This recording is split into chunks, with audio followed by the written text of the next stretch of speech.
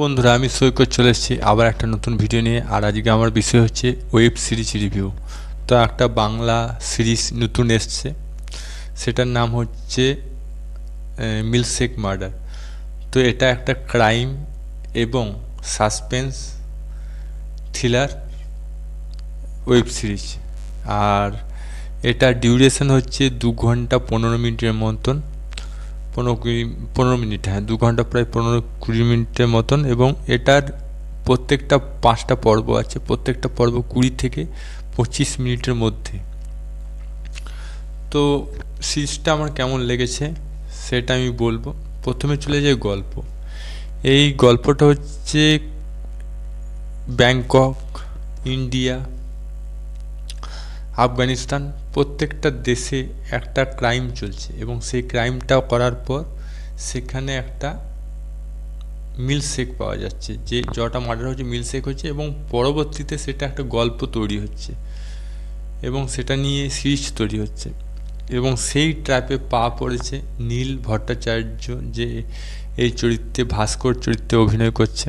তিনি একজন রাইটার। তো সে রোমান্টিক গল্প লিখত এবং সে 17 বার রোমান্টিক গল্প লিখে সাফল্য লাভ করেনি। পরে কোনো একটার মাধ্যমে সে একজনের গল্প বই পায়, শ্যাডো বলে কোনো একটা ব্যক্তির গল্পটা পায় এবং সেই গল্পটা সে প্রকাশ করে এবং বিশাল সাফল্য লাভ করে।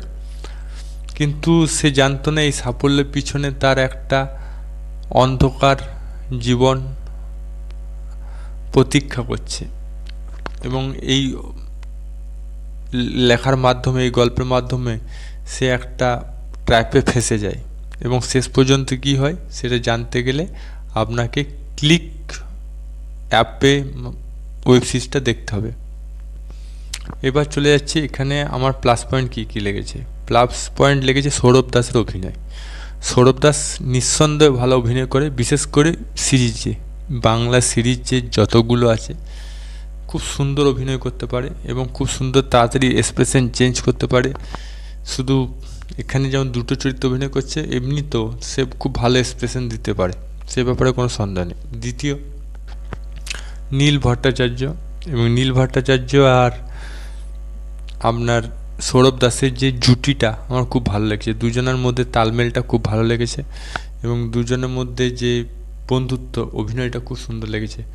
কিছু ব্যাংককের দৃশ্য দেখতে পাবো আমরা, কিছু সেখানকার সামুদ্রিক দৃশ্য দেখতে পাবো, যে প্রকৃতির দৃশ্যগুলো খুব সুন্দরভাবে তুলে ধরেছে। তাছাড়া ক্রাইম ইনভেস্টিগেশন ওটাও খুব সুন্দর তুলে ধরেছে। আর আমার যেটা মাইনাস পয়েন্ট লেগেছে সেটা তৃণা দাসকে কম ব্যবহার করা হয়েছে এই সিরিজে, খুব কম ব্যবহার করা হয়েছে। কিন্তু বেশি ব্যবহার করা হয়েছে সৌরভ দাসকে এবং নীল ভট্টাচার্যকে খুব সুন্দরভাবে ব্যবহার করা হয়েছে এবং সেটার জন্য দেখতে খুব ভালো লাগছিল। আর রিঙ্গো ব্যানার্জি, অর্ণব রিঙ্গো ব্যানার্জি এই ওয়েব সিরিজটা করেছে, ভালো করেছে। কিন্তু আমার যেটা মাইনাস লেগেছে সেটা হচ্ছে শেষের সিনটা আমার একটা বুঝতে পারলাম না। অনেকে হয়তো বুঝতে পেরেছেন। তো শেষের সিনটা আমার মনে হয় অসম্পূর্ণ আছে, সম্পূর্ণ দ্বিতীয় পার্ট এলে বুঝতে পারবো যদি আসে, আর যদি না আসে তাহলে ওটাই শেষ সিন।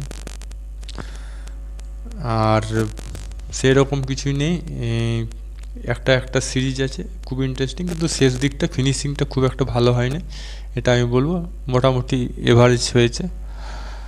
আপনাদের মতামত কি সেটা কমেন্ট বক্সে লিখে জানান। যদি ওয়েব সিরিজটা দেখে থাকেন, যদি না দেখে থাকেন তো দেখে নিন। আর যদি ভিডিওটা ভালো লাগে তো লাইক করুন, চ্যানেল নতুন থাকলে সাবস্ক্রাইব অল বাটন প্রেস করুন। আর ফেসবুকে দেখলে জানাই এক কথা, ফলো করে নেবেন।